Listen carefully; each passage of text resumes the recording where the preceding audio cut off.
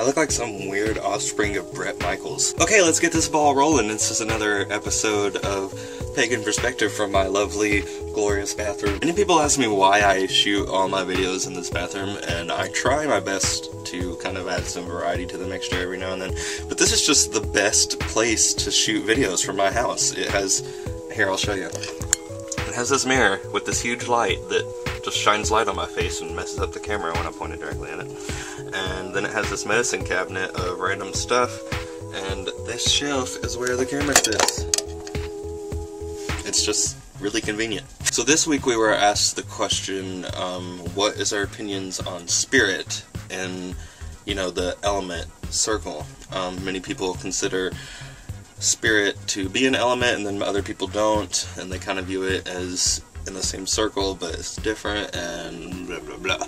My opinion on spirit and how I interacted with spirit is probably, in my opinion, I feel like spirit is the most important element, and I say element because I can't think of really another word to call it, but I agree with the question that was asked to us.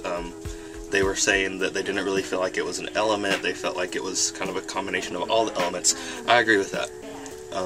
I feel like spirit is the essence of the universe. It's kind of like this weird, it's just everything. It's what connects us. Spirit is the element that connects us to everything. Fire is kind of passionate and adds energy to our magic, and wind is very logical and very calming and soothing and helps us deal with things in a logical, quick manner, and the wind kind of carries our energy of a spell out into the universe and blah blah blah. Earth is what helps our energy grow and helps our grow in manifestation in the rituals and magic that we use.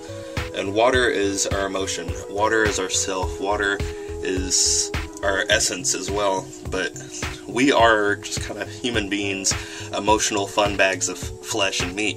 And I think what our most astounding feature is our emotions. So I feel water is a very important emotion element. But that leaves spirit, and many people don't really know what to label spirit as. Whenever we call the four quarters, some people don't even call spirit. Some people kind of view spirit as already being there. Some people will call the god and goddess whenever they call spirit, and different things like that. And that's all fine. I can see that happening very well. Spirit to me is very hard to explain, but it's kind of like if you imagine the whole world as a spider web. Spirit is the web that connects everything. Spirit, whenever I invite spirit into my circle, I feel omnipresent is the best way I can describe it. I feel like I'm connected with everything, not just in my house, but outside of my house, halfway across the globe even. It's magnificent. I feel like that with the other elements as well sometimes, but just not as much as a higher level as I do with spirit. Spirit could be considered maybe the labelless energy that is kind of floating around in the world. All the energy that doesn't really, it's kind of neutral. It just does, you know, whatever. It's around. It changes with the seasons, it changes with what's next to it, it changes all the time.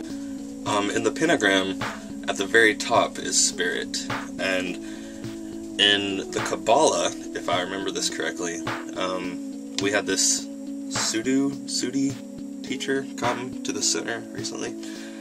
This wasn't actually recently, that was a long time ago. Anyway, he came to the center, and he was talking to us about the Kabbalah and stuff, and he said that in the meditations that they do, they start with the most dense element, and they try to connect with that element, and then they'll move on to the next one, and the next one, and the next one, and they eventually reach spirit, and then they're connected to everything in the divine, especially, of course, and just everything. And that's the best way I can describe it as well. That's how it is for me, and yeah.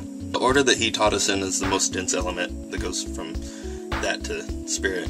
Is earth is the most dense, and then I believe it's water, and then after water there's fire, and then after fire it's air, and then after air it's spirit.